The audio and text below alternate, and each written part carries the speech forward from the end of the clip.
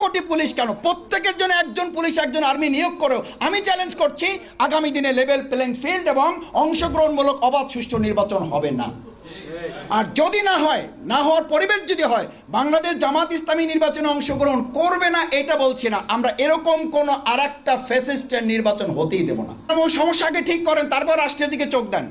আমি আরেকটা কথা এখানে একজন ভাই খুব সুন্দর করে বলেছেন, তার জবাবে বলি যে দেখেন, আমরা কি নির্বাচন সুষ্ঠু আশা করি? নির্বাচন শুধুমাত্র প্রশাসনিক কাঠামো ঠিক করে, আপনি এক এক কেন্দ্রে না, এক এক ভোটারের জন্য একজন পুলিশ নিয়োগ করেও ততক্ষণ পর্যন্ত আপনি সুষ্ঠু নির্বাচন পাবেন না যতক্ষণ পর্যন্ত রাজনৈতিক দলগুলো তার সংস্কার সম্পন্ন না করবে, যতক্ষণ পর্যন্ত রাজনৈতিক দলগুলো তার কর্মীদের মধ্যে চিন্তা, দৃষ্টিভঙ্গির, দর্শনের পরিবর্তন না নিয়ে আসবে।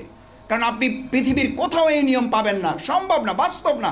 রাসূল সাল্লাল্লাহু আলাইহি ওয়াসাল্লাম যে ইসলামী অনুশাসনের কথা বলেছে, জামাত ইসলামী যে ইসলামী রাষ্ট্রে, কল্যাণ রাষ্ট্রের কথা বলে, সেই রাষ্ট্রেও কি আমরা লক্ষ লক্ষ, হাজার হাজার অথবা কোটি কোটি আমরা কি পুলিশ নিয়োগ করব? নিশ্চয়ই না।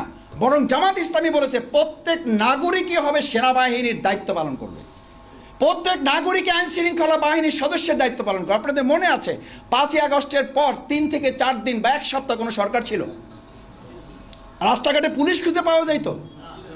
দেশটা চলছে না চলে নাই? শুধু চলে নাই না, আমার গাড়ি চেক করে 7 জায়গায় আটকাইছে। আটকানোর পরে গাড়ি চেক করছে, আমি কিছু বলি নাই, মাস্ক পরা তরুণেরা, ছাত্ররা এসে আমার গাড়ির সামনে দাঁড়াইছে। আমি বললাম, ভাইয়া আমি শফিকুল ইসলাম মাসুদ। বলছে, ভাই গাড়ি যেহেতু চেক করা হয়ে গেছে, এখন বৈষম্য হবে না, একটু নামেন, আপনার সাথে একটা ছবি তুলবো। তা আমি বললাম, এইটা কিন্তু হবে না। বলছে, না, ছবি না তুললে আপনাকে যাইতে দেবো না।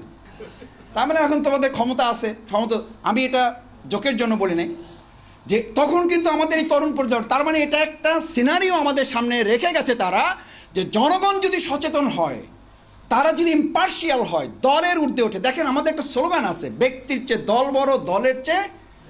বাস্তবে কিন্তু আমরা প্রমাণ দিচ্ছি, দলের, দেশের চেয়ে দল বড়, দলের চেয়ে ব্যক্তি বড়, ব্যক্তির চেয়ে অন্যায়কারী আরো বড়।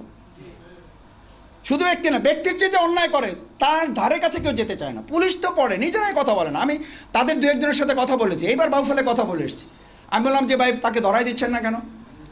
সেই কথাটা যদি শুনেন তাহলে ভয়ঙ্কর হতাশার বাণী। হতাশার বাণী কি?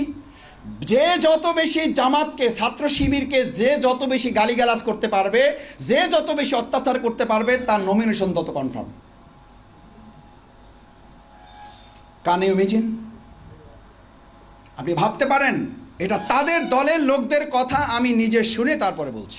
এটা আমি ইউনিভার্সিটিতে দেখতাম, আমার রাজশাহী ইউনিভার্সিটি ভাই এখানে আছেন, আমরা এই ইউনিভার্সিটিতে দেখতাম যারা দল চেঞ্জ করে এসে নতুন ভূমিকা পালন করে, তারা অতিরিক্ত অত্যাচার করে। 2টা জিনিস প্রমাণ করার জন্য যে সে ফ্যাসিস্ট ছিল না, আমি আপনার খুব প্রিয় লোক, আর একটা হলো যত অত্যাচার করে তত বেশি সে ফোকাস হয়। এই 2টা কারণে আমাদের সমাজে এই অবস্থাটা চালু আছে। আমি আশা করি, আমি হাবিব সাহেব, জনাব হাবিব সাহেবকে সম্মান রেখে বলছি, এই কথাটা ওনারও প্রত্যাহার করা উচিত। এবং দল থেকে এটাকে এখন পর্যন্ত বিস্ময়ের ব্যাপার যেটা প্রতিবাদ জানানো হয়নি, তার মানে গোটা দল এটার সাথে একমত এখন পর্যন্ত। তো এটা যদি হয় তাহলে আপনি হাজার হাজার কেন, লক্ষ লক্ষ কেন, কোটি কোটি পুলিশ কেন? প্রত্যেকের জন্য একজন পুলিশ একজন আর্মি নিয়োগ করেও আমি চ্যালেঞ্জ করছি আগামী দিনে লেভেল প্লেইং ফিল্ড এবং অংশগ্রহণমূলক অবাধ সুষ্ঠু নির্বাচন হবে না। আর যদি না হয়, না হওয়ার পরিবেশ যদি হয়, বাংলাদেশ জামাত ইসলামী নির্বাচনে অংশগ্রহণ করবে না এটা বলছি না, আমরা এরকম কোনো আরেকটা ফ্যাসিস্টের নির্বাচন